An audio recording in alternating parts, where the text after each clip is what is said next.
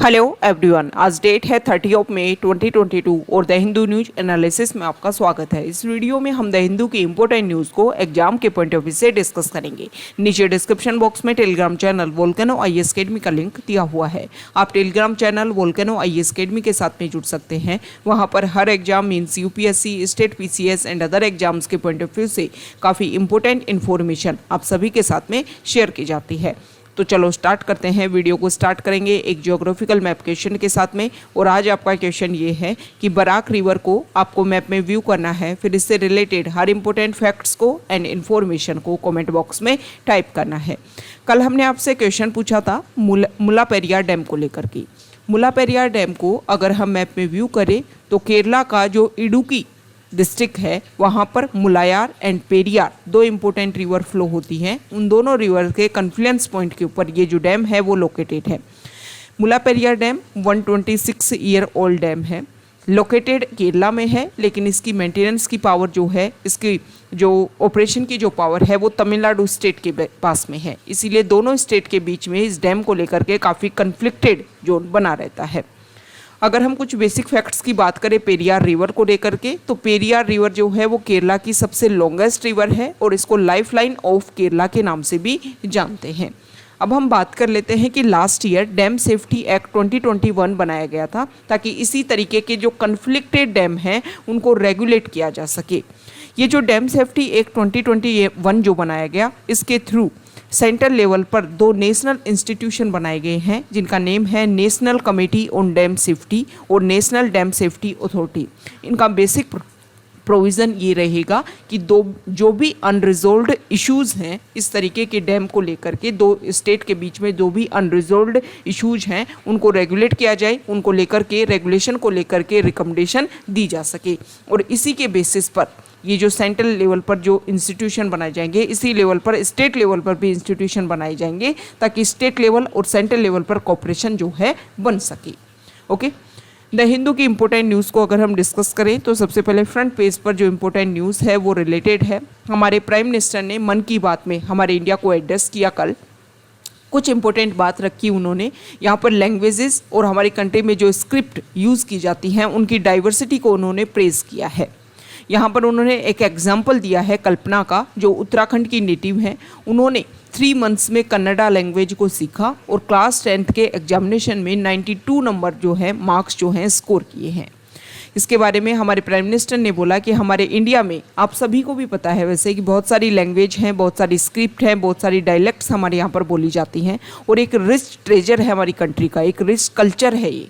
तो ये जो भी वैरायटी है, जो भी इस तरीके का कल्चर में डिफरेंट हमें देखने को मिलता है, डिफरेंस देखने को मिलता है रीजन बेसिन पर, वो हमारे हॉलमार्क है। और हमारी कंट्री को क्या करना चाहिए, हमारी पॉपुलेशन को, हमारी जो डाइवर्सिटी है उसको हम स्ट्रेंथन करें और हमारी यूनिटी को स्ट्रॉन्ग करने की हम कोशिश कर सकते हैं। यहाँ पर बात की गई है लैंग्वेज की, तो कुछ ऑफिशियल लैंग्वेज, नेशनल लैंग्वेज, इससे रिलेटेड कुछ बेसिक फैक्ट्स हम डिस्कस करेंगे जो हमारे एग्जाम के पॉइंट ऑफ व्यू से इम्पोर्टेंट है। देखो, अगर हम इम्पोर्टेंट बात करें, यहाँ पर देखिए हमारा जो कॉन्स्टिट्यूशन है उसमें किसी भी नेशनल लैंग्वेज के बारे में नहीं बोला गया है। अगर यूपीएससी इस तरीके का स्टेटमेंट देता है, प्रीलिम्स में इस तरीके के स्टेटमेंट देकर के पूछ ले जाते हैं कि हमारे कॉन्स्टिट्यूशन में जो नेशनल लैंग्वेज है उसके बारे में बताया गया है, तो ये स्टेटमेंट गलत होगा। नेशनल लैंग्वेज के बारे में कुछ भी नहीं बताया गया है। हमारे कॉन्स्टिट्यूशन में ऑफिशियल लैंग्वेज की बात की गई है।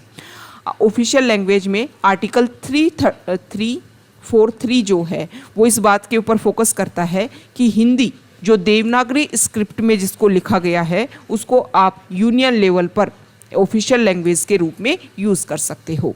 और आर्टिकल 351 में ये बात बोली गई है कि जो यूनियन गवर्नमेंट है उसकी ड्यूटी है कि वो हिंदी को प्रमोट करने का काम करे। अब 343 के अंडर लिख लिया है हमने कि हिंदी को हम यूज़ करेंगे, लेकिन स्टार्टिंग टाइम में ये डिसाइड किया गया था हमारे यहाँ पर कि इंग्लिश को भी हम यूज़ करेंगे। स्टार्टिंग के 15 ईयर्स के लिए।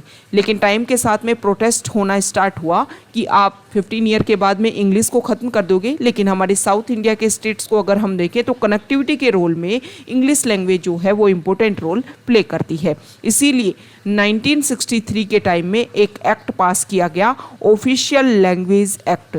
और इस एक्ट में जो इंग्लिश लैंग्वेज की जो ड्यूरेशन 15 ईयर्स के लिए डिसाइड की गई थी कि 15 ईयर्स के लिए हिंदी के साथ साथ इंग्लिश को भी यूज़ किया जाएगा, उसको फिर इनडेफिनेटली टाइम के लिए एक्सटेंड कर दिया गया।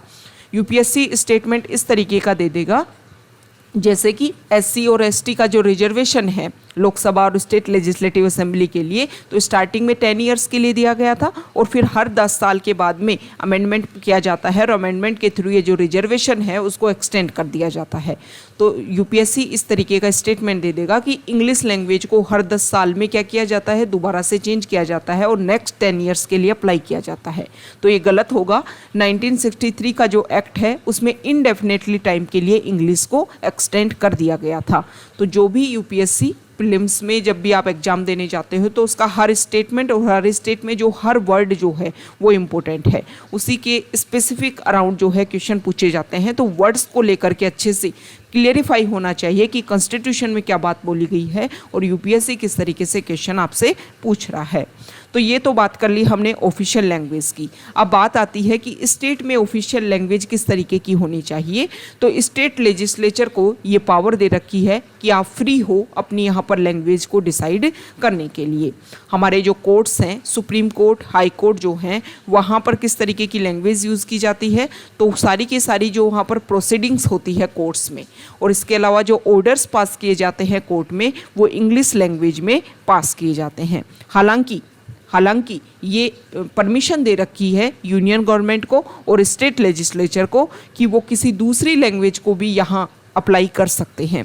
लेकिन अगर हम प्रेजेंट टाइम में देखें तो सुप्रीम कोर्ट में जो भी आप पिटीशन फाइल की जाती है, जो भी आप अपील करते हो, वो इंग्लिश लैंग्वेज में ही की जाती है।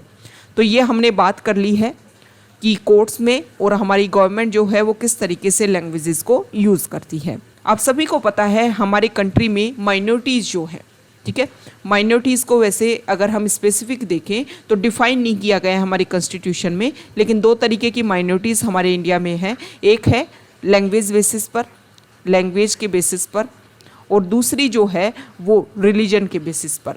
तो जो रिलीजन के बेसिस पर जो माइनॉरिटीज़ हैं उनको सेंट्रल लेवल के ऊपर, यूनियन लेवल के ऊपर रिकॉग्निशन दे रखा है और हमारे इंडिया में 6 रिलीजन बेसिस पर माइनॉरिटी हैं। लैंग्वेज बेसिस पर अगर हम देखें तो सेंट्रल लेवल पर उनको रिकॉग्नाइज नहीं कर रखा है। स्टेट लेवल के ऊपर जो लैंग्वेज बेसिस के ऊपर जो माइनॉरिटीज़ हैं उनको रिकॉग्निशन दी जाती है और स्टेट टू स्टेट जो है ये वेरी करता है। ओके, जब हमारे कॉन्स्टिट्यूशन को कमेंसमेंट किया गया था उसके बाद में ये डिसाइड किया गया था कॉन्स्टिट्यूशन में कि हर 5 साल के बाद में जो प्रेसिडेंट है वो एक कमीशन बनाएंगे और वो जो कमीशन है वो लैंग्वेज बेसिस पर जो माइनॉरिटीज़ है उसको ओवरव्यू करेगा। और इसीलिए 1955 में पहली बार और फर्स्ट टाइम इस तरीके का कमीशन बनाया गया और जो कमीशन है उसका नाम था बीजी खेर।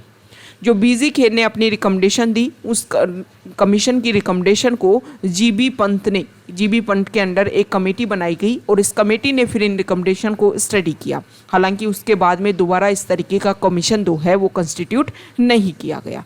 तो ये कुछ बेसिक फैक्ट्स हैं जो हमारे एग्जाम के पॉइंट ऑफ व्यू से इंपॉर्टेंट हो सकते हैं। और अभी प्रेजेंट टाइम में तो आप देख ही रहे होंगे कि लैंग्वेज को लेकर के काफ़ी ज़्यादा एक तरीके से डिस्कस भी किया जा रहा है कि हिंदी को इम्प्लीमेंट किया जाएगा। उसको लेकर के हमने कुछ टाइम पहले देखा था कि साउथ इंडिया के जो स्टेट्स हैं उन्होंने प्रोटेस्ट किया था कि इंग्लिश जो है वो ही हमें कनेक्टिंग डॉट प्रोवाइड करती है। तो यहाँ पर हिंदी को इम्प्लीमेंट करना जो है वो अदर स्टेट्स के लिए काफ़ी ज़्यादा प्रॉब्लमेटिक हो सकता है। ओके, नेक्स्ट इम्पोर्टेंट न्यूज़ है, यहाँ पर आधार कार्ड को लेकर के सेंट्रल गवर्नमेंट ने अपनी कुछ बात रखी है कि आप अपना आधार कार्ड की फ़ोटोकॉपी कहीं पर रजिस्टर करवाते हो। मान लो कुछ डॉक्यूमेंट्स के साथ में आपको अप्लाई करना है और कहीं पर ज़रूरत है आधार कार्ड की, वहाँ पर आप अप्लाई कर रहे हो तो उसका गलत यूज हो सकता है आपके आधार कार्ड का। तो इसको लेकर के यहाँ पर बोला गया है, सेंट्रल गवर्नमेंट ने इम्पोर्टेंट बात रखी है कि देखो आपको क्या करना है, आपको आधार की फ़ोटोकॉपीज़ जो है वो नहीं देनी है। आपको UIDAI की जो साइट है वहाँ पर जा कर के आधार का जो मास्टर फ़ोटोकॉपीज़ है, मतलब उसमें क्या होगा कि 12 डिजिट का आधार नंबर होता है, जिसमें स्टार्टिंग के 8 नंबर जो है वो नहीं शो होंगे, किसी करेक्टर्स के थ्रू उनको इस तरीके से शो किया जाएगा, और लास्ट के जो 4 डिजिटल नंबर जो डिजिट होंगे वो ही विजिबल होंगे, जिसके थ्रू जो आपका आधार कार्ड है उसका मिसयूज नहीं किया जा सकता है।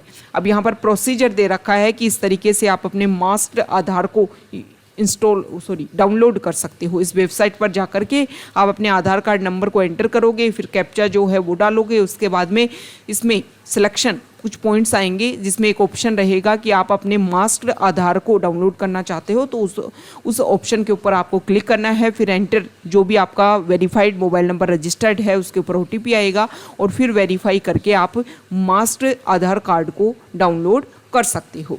ओके, तो ये जो UIDAI जो ऑर्गेनाइजेशन है वो कौन से मिनिस्ट्री के अंडर आता है, ये आपको कंफ्यूजिंग करने वाली चीज़ हो सकती है। ज़्यादातर इस तरीके के जो डाटा है उसको लेकर के मिनिस्ट्री ऑफ होम अफेयर्स को लेकर के ये क्वेश्चन हो सकता है, और लोग इसको टिक भी कर दे। स्टेटमेंट इस तरीके से आ जाएगा UPSC में कि UIDAI जो है वो मिनिस्ट्री ऑफ होम अफेयर्स के अंडर आता है, तो ये मिनिस्ट्री ऑफ होम अफेयर्स के अंडर नहीं आता है, ये एक स्टेचुरी ऑर्गेनाइजेशन है, और ये जो है वो मिनिस्ट्री ऑफ जो METI के नाम से जिसको आप जानते हो, जो information technology, electronic and information technology जो है उस मिनिस्ट्री के अंडर UIDAI आता है। कुछ बेसिक फैक्ट्स और हम डिस्कस कर लेते हैं UIDAI को लेकर के और हमारे आधार कार्ड को लेकर के, जिनको लेकर के स्टेटमेंट को लेकर के आपको UPSC जो है इस तरीके के माइन्यूट यहाँ पर कुछ ऐसी इंफॉर्मेशन देगा जिसको लेकर के जो स्टेटमेंट है उसको आप राइट टिक कर सकते हो, लेकिन वहाँ पर कुछ माइन्यूट इन्फॉर्मेशन जो है उसकी वजह से वो स्टेटमेंट गलत है। सबसे पहले तो आप सभी को पता है कि आधार कार्ड जो है वो 12 डिजिट नंबर है। सबसे इम्पोर्टेंट बात, जो आधार कार्ड है वो रेजिडेंट्स ऑफ इंडिया को इशू किया जाता है।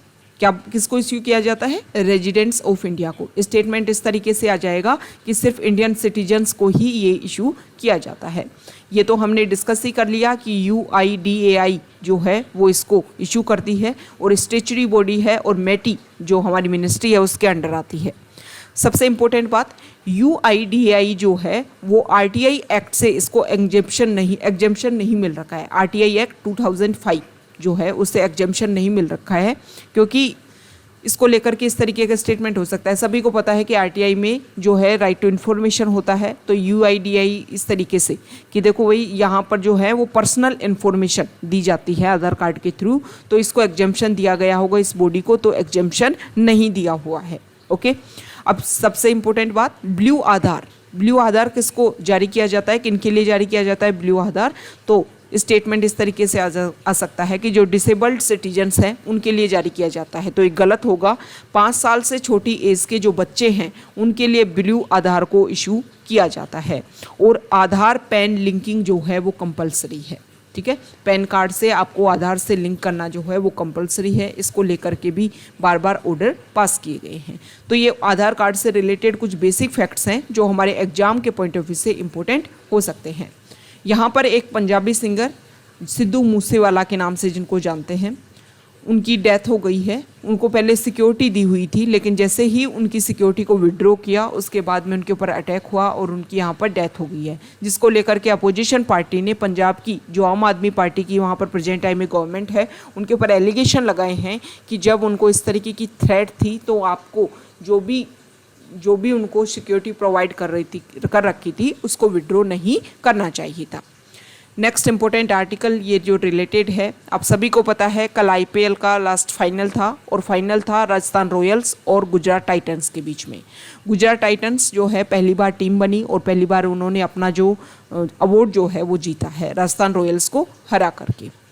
जो फर्स्ट सीजन था, जो IPL का फर्स्ट सीजन था वो किसने जीता था? और राजस्थान रॉयल्स ने जीता था 2008 में। ओके, यहाँ पर एक फ़्लाइट जो है नेपाल में, एक फ़्लाइट जो है वो एक जगह से दूसरी जगह पर जाने के लिए उड़ान भरती है, लेकिन बीच में ही उसमें 22 पीपल होते हैं उस फ्लाइट में, और वो लोग जो हैं वो गायब हो गए हैं।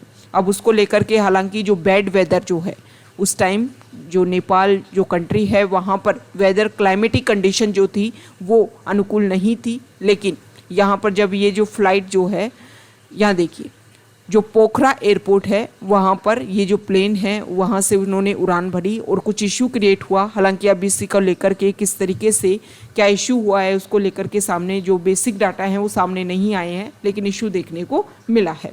सेम इसी तरीके का क्लाइमेटिक कंडीशन सही नहीं थी। तो आप सभी को पता है हमारे इंडिया के जो चीफ ऑफ डिफेंस स्टाफ जो थे फर्स्ट बिपिन रावत और उनकी वाइफ और उनके अलावा हमारे इंडिया के 12 एमिनेंट जो ऑफिसर्स थे उनकी डेथ हो गई थी इसी तरीके से बैड क्लाइमेटिक कंडीशन की वजह से।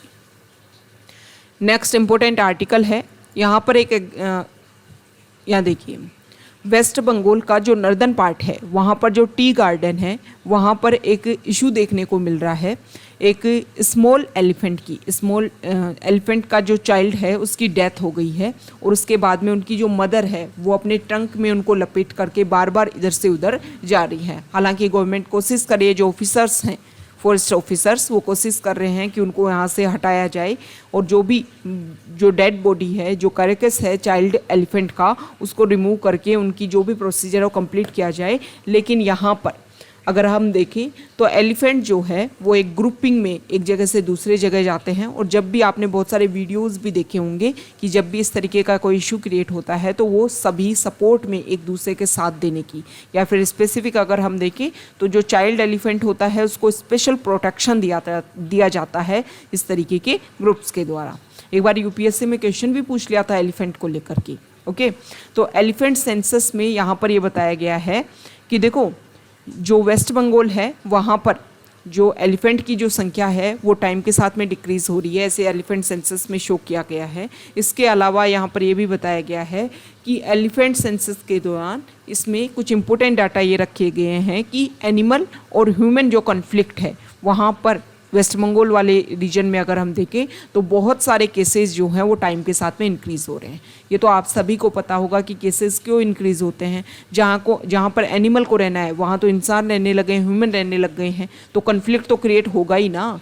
पहले उनके पास में वास्ट एरिया होता था फॉरेस्ट का, वो वहाँ से निकल कर के बाहर आ ही नहीं पाते थे। लेकिन जो फॉरेस्ट एरिया है वो तो टाइम के साथ में डिक्रीज़ हो रहा है। टाइम के साथ में डिक्रीज़ हो रहा है तो जो डिफॉरेस्टेशन हम कर रहे हैं, क्योंकि पॉपुलेशन इतनी इंक्रीज़ हो गई है, उन सभी को एस्टेब्लिश करने के लिए, उन सभी को सेटल डाउन करने के लिए ज़्यादा से ज़्यादा लैंड एरिया की ज़रूरत है, ज़्यादा से ज़्यादा लैंड एरिया की ज़रूरत है। तो वहाँ पर जो कंस्ट्रक्शन एक्टिविटीज़ इंक्रीज़ कर रहे हैं जिसकी वजह से फॉरेस्ट एरिया डिक्रीज़ हो रहा है।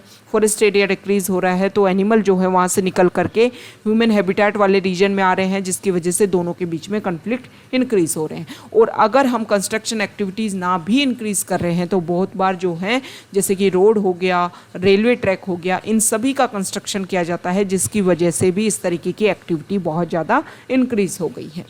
तो ये सारे रीजन हैं, हम बार बार डिस्कस कर चुके हैं कि सब कुछ जो है वो एक साइकिल में इफ़ेक्ट करता है।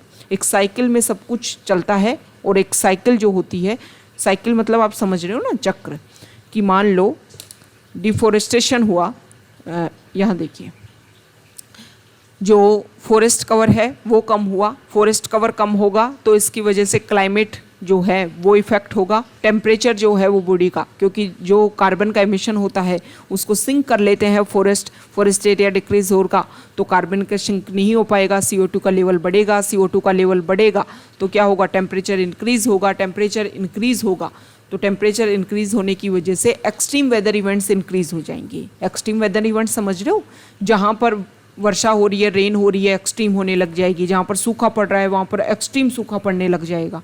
इस तरीके के एक्सट्रीम वेदर इवेंट्स की वजह से बहुत सारे इशू क्रिएट होने लग जाएंगे, उसकी वजह से फ्लड्स आने लग जाएंगी। ओके, तो इस तरीके से सारी चीज़ें जो क्या होती हैं एक दूसरे से रिलेटेड होती है। मतलब एक पॉइंट में अगर कुछ इश्यू देखने को मिलता है तो उसकी वजह से जो अदर चीज़ें हैं जो इससे रिलेटेड हैं उन सभी में भी इफ़ेक्ट देखने को मिलता है। नेक्स्ट इम्पोर्टेंट आर्टिकल है, यहाँ देखिए, एक सेकेंड,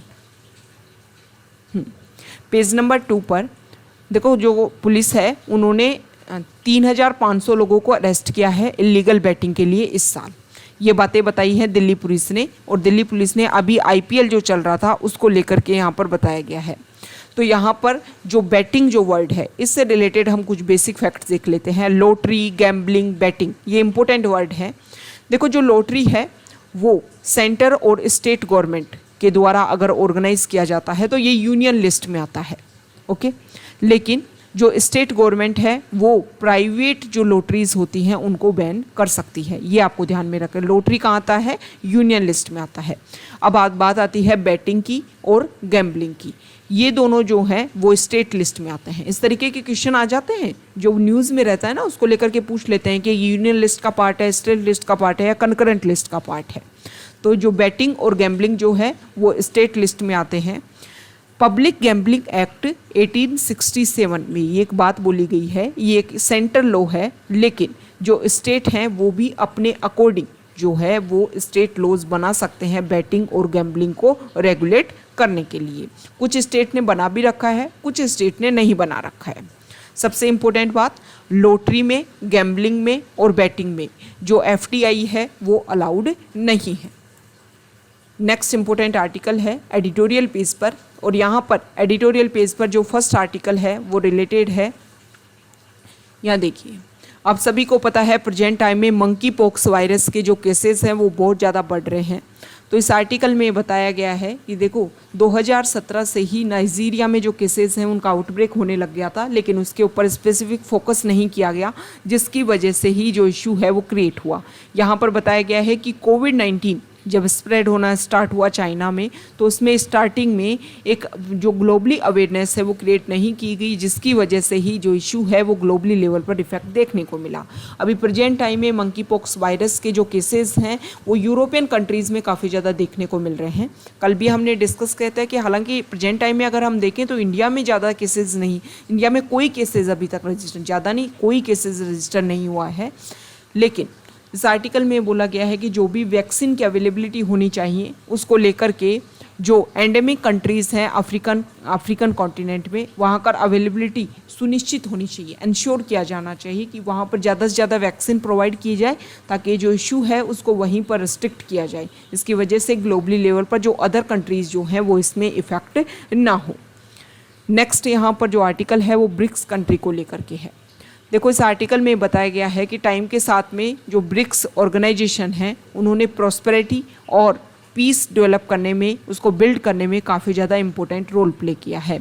एक स्ट्रॉन्ग ऑर्गेनाइजेशन के रूप में अपने आप को एस्टेब्लिश किया है ब्रिक्स ऑर्गेनाइजेशन ने।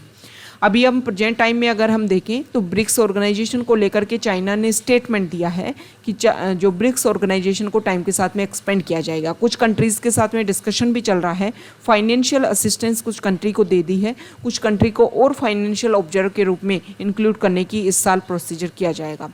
इस साल जो है वो ब्रिक्स कंट्री की जो प्रेसिडेंटशिप है वो चाइना के पास में है। चाइना कुछ मीटिंग ऑर्गेनाइज करेगा जिसमें डिस्कशन होगा कि किस तरीके से हम इस ऑर्गेनाइजेशन को एक्सपेंड कर सकते हैं, किस तरीके से इसका जो बैंक है, जो ब्रिक्स एफिलेटेड बैंक है, उसके थ्रू अदर कंट्रीज़ को हम इसके मेंबर्स कंट्री के रूप में इंक्लूड कर सकते हैं। तो ये जो भी इसका मेन ऑब्जेक्टिव है ब्रिक्स ऑर्गेनाइजेशन का, उसको और तरीके से अच्छे से इम्प्लीमेंट करने में जो कोशिश है, ताकि देखो ब्रिक्स ऑर्गेनाइजेशन अगर अच्छे से एस्टेब्लिश होता है एक वेल ऑर्गेनाइजेशन के रूप में, तो प्रेजेंट टाइम में रशिया और यूक्रेन का जो इशू चल रहा है ना, उसके सॉल्यूशन के रूप में भी ये ऑर्गेनाइजेशन वर्क कर सकता है, क्योंकि रशिया इसका पार्ट है, इंडिया और चाइना जो है वो भी इसके पार्ट हैं, और दोनों कंट्रीज जो मिल करके रशिया को लेकर के यहाँ पर जो भी इशूज हैं उनको सॉल्व करने की बात रख सकते हैं। नेक्स्ट इम्पोर्टेंट आर्टिकल जो है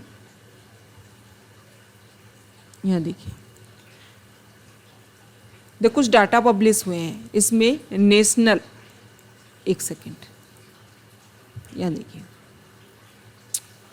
नेशनल अचीवमेंट सर्वे एग्जामिनेशन कुछ डाटा पब्लिश हुए हैं। इसको अक्रॉस इंडिया जो है, अक्रॉस कंट्री जो है, ये एग्जामिनेशन कंडक्ट करवाया गया। कुछ सब्जेक्ट्स में जो परफॉर्मेंस है उसमें शो किया गया है कि अगर हम 2017-18 से कंपैरिजन करें तो जो स्टूडेंट्स की जो परफॉर्मेंस है उसमें कुछ डिक्रीज देखने को मिला है।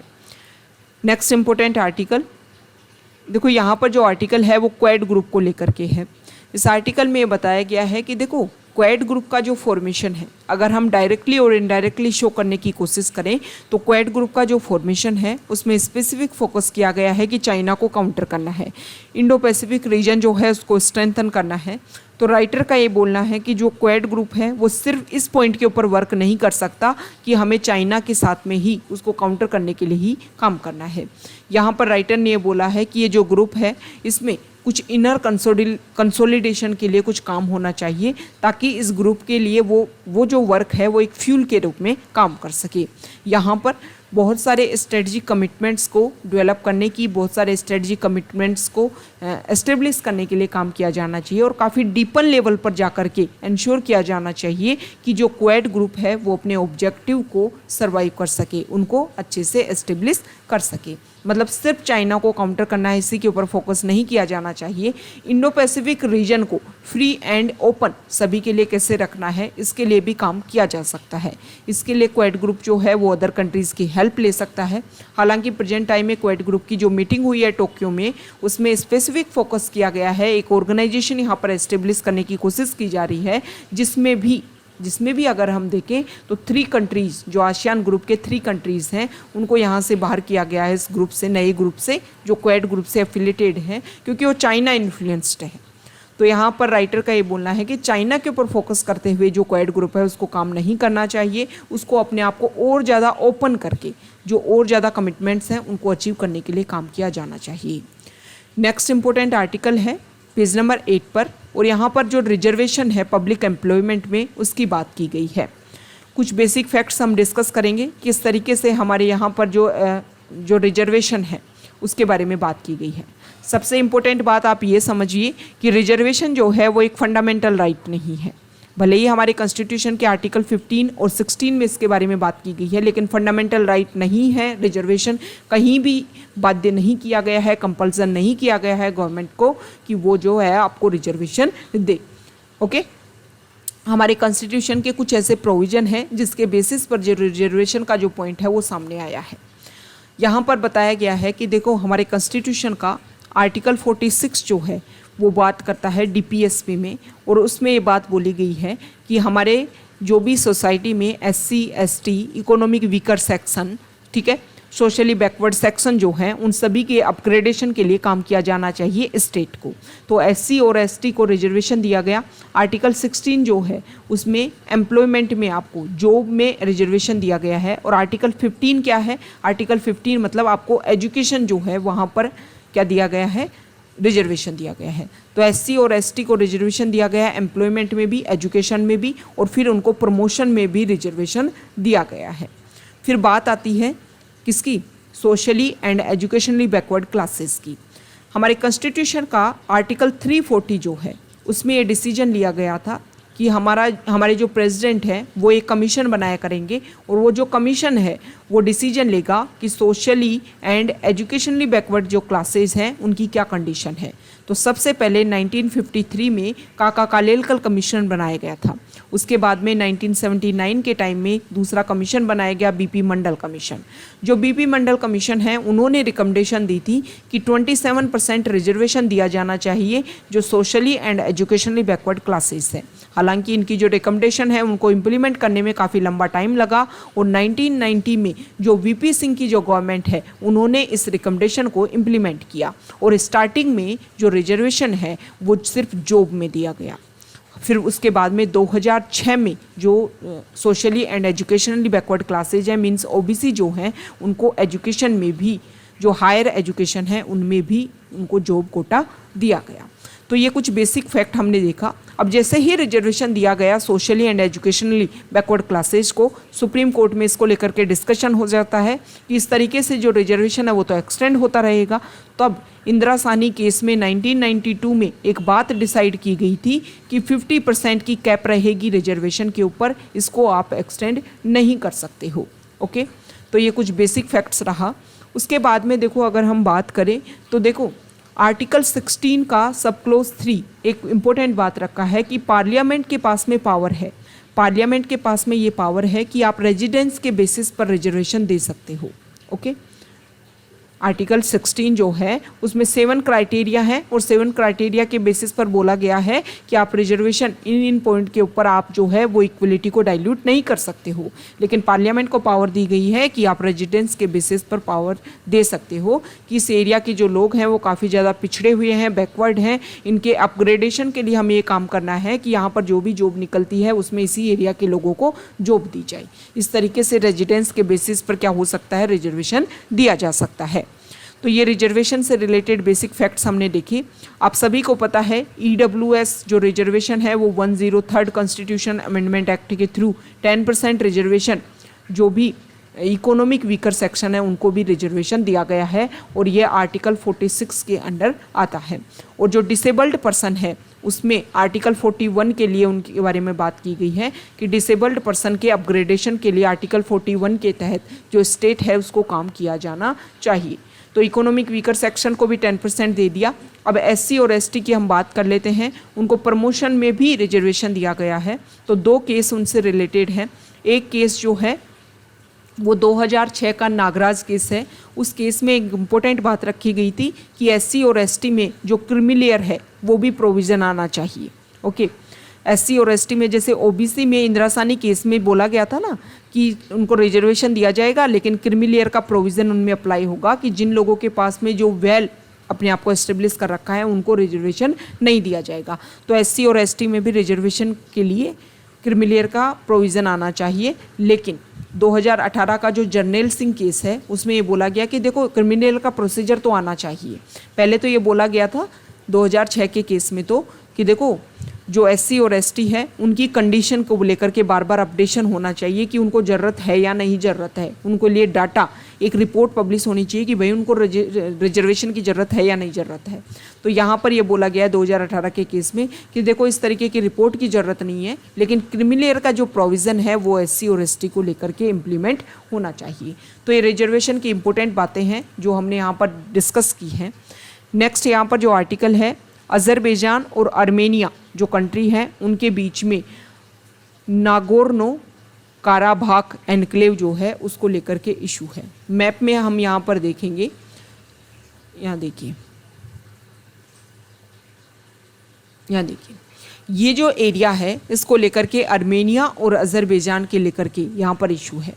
ये जो एरिया है वो अभी प्रेजेंट टाइम में अगर हम इसके बारे में डिस्कस करें तो यहाँ पर मेजोरिटी में आर्मेनीज लोग रहते हैं और माइनॉरिटी में यहाँ पे अज़ेबीज़ लोग रहते हैं। लेकिन ये जो एरिया है वो अज़रबैजान के अंडर आता है। हालांकि 1994 में यहाँ पर कुछ लेकर के कुछ ट्रीटी इंप्लीमेंट करने की कोशिश की गई थी, लेकिन फिर भी इस एरिया को लेकर के कन्फ्लिक्ट रेगुलर बना रहा। अभी प्रेजेंट टाइम में क्या किया गया है कि दोनों ही कंट्रीज़ के जो रिप्रेजेंटेटिव हैं, आर्मेनिया के प्राइम मिनिस्टर और अज़रबैजान के प्रेसिडेंट, उन्होंने डिसाइड किया है कि दोनों कंट्रीज़ मिल करके अपनी बॉर्डर सिक्योरिटी और जो डीलिमिटेशन कमीशन है उसको सेटअप करेंगे और जो भी लंबे डेकेड से जो एक इशू चलता आ रहा है उसको हम ख़त्म करने की कोशिश करेंगे, जिसकी वजह से जो अपोजिशन पार्टीज़ हैं आर्मेनिया कैपिटल में और कंट्रीज़ के अदर पार्ट्स में, ओके, यहाँ पर आर्मेनिया की जो कैपिटल है वहाँ पर प्रोटेस्ट हुआ है और जो अपोजिशन पार्टीज़ हैं उन्होंने डिमांड की है कि आप अपना क्या दे दो भाई, अपना रेजिग्नेशन दे दो, आपसे नहीं समझा जा रहा है।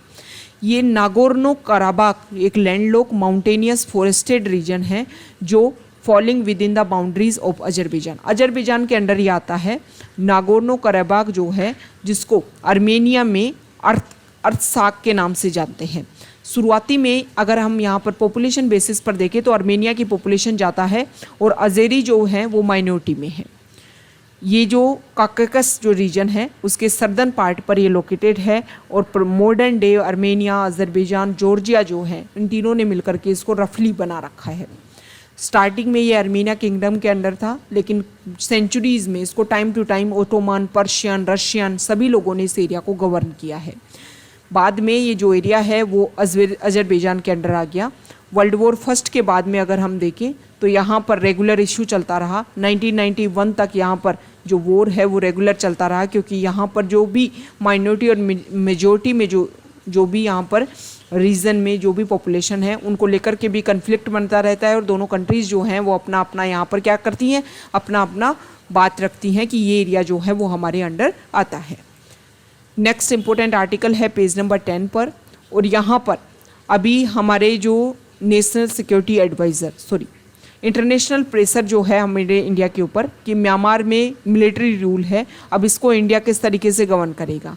अभी प्रेजेंट टाइम में एक्सटर्नल अफेयर्स मिनिस्टर जो हैं वो मिड जून में एक मीटिंग करेंगे आसियान के फॉरेन मिनिस्टर के साथ में मिलकर के। अब इसमें म्यांमार के फॉरेन मिनिस्टर होंगे या नहीं होंगे, इसको लेकर के हमारे इंडिया के ऊपर प्रेशर है। इंडिया जो है वो आसियान कंट्रीज़ के साथ में जाता है या फिर अपने पर्सनल नेबर कंट्री के साथ में जो टाइज़ हैं उनको मेंटेन करने की कोशिश करता है। ये इम्पोर्टेंट बात होगी। नेक्स्ट यहाँ पर जो इम्पोर्टेंट आर्टिकल है वो रिलेटेड है कि नॉर्थ ईस्ट को कनेक्टिविटी देने के लिए हमारा जो सेंट्रल गवर्नमेंट है वो कोशिश कर रहा है कि ज़्यादा से ज़्यादा इंफ्रास्ट्रक्चर डेवलप हो नॉर्थ ईस्ट में। इसीलिए 1.34 लाख करोड़ जो है नॉर्थ ईस्ट कनेक्टिविटी के लिए खर्च किए जाएंगे।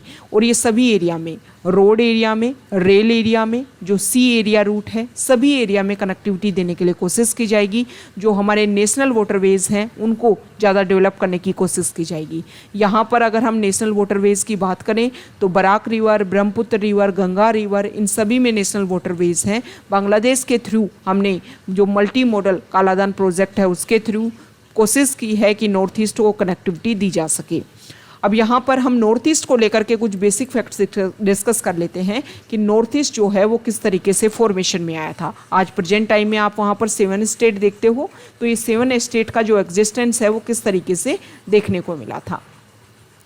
देखो 2018 में एक क्वेश्चन पूछा गया था। हम नॉर्थ ईस्ट का मैप ही खोल लेते हैं और नॉर्थ ईस्ट का जो मैप है उससे हम डिस्कस करेंगे। ओके, देखो जो 2018 के टाइम में शायद एक मैप बेस्ड क्वेश्चन आया था और उसमें एक बात बोली गई थी। उसमें कोट्टायम टू गुवाहाटी ऐसे कनेक्टिविटी क्वेश्चन किया गया था और उसमें बोला गया था कि आपको अगर कोट्टायम टू गुवाहाटी पहुंचना है तो आपको कौन कौन से स्टेट से निकलना होगा। ओके, तो यहाँ पर अगर आपको पता हो तो आपको ये बात क्लियर होनी चाहिए कि अगर आपने एक बार वेस्ट बंगाल से आपने अगर आसाम में कनेक्टिविटी ले ली है तो आप बिना किसी अदर स्टेट में एंट्री किए हुए डायरेक्टली आसाम से नॉर्थ ईस्ट के अदर स्टेट में जा सकते हो, क्योंकि जो आसाम है वो कंप्लीट यहाँ के जो 6 स्टेट हैं उन सभी के साथ में कनेक्टिविटी रखता है। यहाँ पर इस मैप के थ्रू आप देख सकते हो। सबसे पहले हम बात करते हैं कि 1947 में इंडिया इंडिपेंडेंट होता है। 1956 में इंडिया में 2 कैटेगरी बन जाती हैं, 14 स्टेट और 6 क्या बन जाते हैं, 6 बन जाते हैं यूनियन टेरिटरी। और उन यूनियन टेरिटरी में मणिपुर, त्रिपुरा और हिमाचल प्रदेश जो हैं, जो प्रेजेंट टाइम में स्टेट हैं, वो भी उस टाइम क्या होते हैं, वो भी होते हैं यूनियन टेरिटरी। सबसे पहले 1963 में नागालैंड जो है वो एक इंडिपेंडेंट स्टेट के रूप में बनता है। उससे पहले यहाँ पर मेजोरिटी में आसाम स्टेट ही रहता है। फिर नागालैंड बन जाता है 1963 में। उसके बाद में 1971-72 का जो टाइम है उसने रीऑर्गेनाइज किया है नॉर्थ ईस्ट को। ओके, 1972 में ये होता है कि जो मणिपुर और त्रिपुरा जो पहले यूटी थे, इन दोनों को तो बना दिया जाता है स्टेट। इसके अलावा मेघालय को पहले सबऑर्डिनेट स्टेट बनाया जाता है 22nd कॉन्स्टिट्यूशनल अमेंडमेंट एक्ट के थ्रू आसाम के अंडर, लेकिन बाद में इसको भी उसी साल 1972 में ही फुल स्टेट बना दिया जाता है। और 1972 में ही अरुणाचल प्रदेश को और मिजोरम को, इन दोनों को यूटी बना दिया जाता है। और फिर 1987 में अरुणाचल प्रदेश और मिजोरम जो है इनको भी कंप्लीट स्टेट का दर्जा दे दिया जाता है। तो ये तो हमने देखा कि नॉर्थ ईस्ट किस तरीके से एस्टेब्लिश हुआ, किस तरीके से एग्जिस्टेंस में आया। अब कुछ अदर फैक्ट्स भी यहाँ पर न्यूज़ में रहते हैं, जैसे कि एक वर्ड आप सुनते होगी inner line permit. Inner line permit क्या होता है? इनर लाइन परमिट जो है वो इंडियन सिटीजन को दिया जाता है। पहले थोड़ा बेसिक बैकग्राउंड देख लेते हैं। 1873 में जब हमारे यहाँ पर ब्रिटिशर्स का रूल था तो यहाँ पर इनर लाइन परमिट जो है वो इस तरह लॉन्च की जाती थी कि यहाँ पर इस नॉर्थ ईस्ट वाले रीजन में अरुणाचल प्रदेश, नागालैंड, मणिपुर और मिजोरम जो म्यांमार के साथ में अपनी बॉर्डर बनाते हैं, इनको लेकर के इनर लाइन परमिट जारी की जाती थी, क्योंकि यहाँ पर जो ट्रेड को लेकर के जो बेसिक चीज़ें हैं उनको गवर्न करना था ब्रिटिशर्स को। उसके बाद में जब इंडिपेंडेंस हमने गेन की तो यहाँ पर ट्राइबल्स लोग रहते हैं, आप सभी को पता है, तो उनके जो भी इंटरेस्ट हैं उनको सर्व करने के लिए हमने इनर लाइन परमिट को लॉन्च किया। तो अरुणाचल प्रदेश, नागालैंड और मणिपुर और मिजोरम, इन 4 स्टेट के लिए इनर लाइन परमिट जो है आज परमिशन दी जाती है। ये बेसिक फैक्ट्स हैं। अब बात आती है शेड्यूल 6 की। शेड्यूल 6 में हमारे इंडिया के कौन कौन से स्टेट हैं? तो 4 स्टेट हैं। अमे तमी के नाम से उसको आप जान सकते हो। अमे, आसाम, अमे, मे में आ जाएगा मेघालय, तमी त्रिपुरा और मिजोरम। ये 4 हैं, ये आपको ध्यान में रखना है। अब बात आती है आर्टिकल 371। 371 जो है वो हमारे ओरिजिनल कॉन्स्टिट्यूशन में था, लेकिन उसके जो अदर पार्ट जैसे 371A जो है वो नागालैंड के लिए है, 371B जो है वो आसाम के लिए है। तो यहाँ पर ये कुछ स्पेशल प्रोविज़न दे रखे हैं स्टेट को लेकर के। तो इसमें आपको ये ध्यान में रखना है कि मेघालय और जो त्रिपुरा है वो इस 371 के क्लोज के अंडर नहीं आते हैं, और सभी जो यहाँ के स्टेट हैं उन सभी को स्पेशल प्रोविज़न दे रखे हैं हमारे कॉन्स्टिट्यूशन में। तो ये कुछ बेसिक फैक्ट्स हमने डिस्कस किए नॉर्थ ईस्ट को लेकर के, जो हमारे एग्जाम के पॉइंट ऑफ व्यू से इम्पोर्टेंट है। नेक्स्ट इम्पोर्टेंट आर्टिकल है फॉरेन पेज पर, और फॉरेन पेज पर जो इम्पोर्टेंट आर्टिकल है इसमें अफगानिस्तान में जो वीमेन है वो प्रोटेस्ट कर रही हैं। उन्होंने ये यहाँ पर इम्पोर्टेंट बात रखी है कि देखो, जब यूएस का एडमिनिस्ट्रेशन यहाँ पर था, यूएस की जो आर्मी हमारे अफगानिस्तान में बनी हुई थी, तो हमारे यहाँ पर जो राइट्स हैं वीमेन के वो इंश्योर किए गए थे, जो काफ़ी लंबे टाइम के बाद में हमने जो इंश्योर किए थे हमारे राइट्स को, उनको स्नैच कर लिया है प्रेजेंट टाइम में जो तालिबान है उन्होंने। तो हम चाहते हैं कि हमारे जो भी राइट्स हैं वो हमें दिए जाएं, एम्प्लॉयमेंट के राइट्स, हमारे एजुकेशन के राइट्स हमारे पास होने चाहिए, और हम उन राइट्स को रेगुलर रखना चाहते हैं। तो ये आज का हमारा द हिंदू न्यूज़पेपर का डिस्कशन था। अगर आप यहाँ तक आए हैं, वीडियो आपको अच्छा लगा है तो प्लीज़ वीडियो को लाइक कीजिए, शेयर कीजिए और चैनल को सब्सक्राइब कीजिए। Okay, thank you.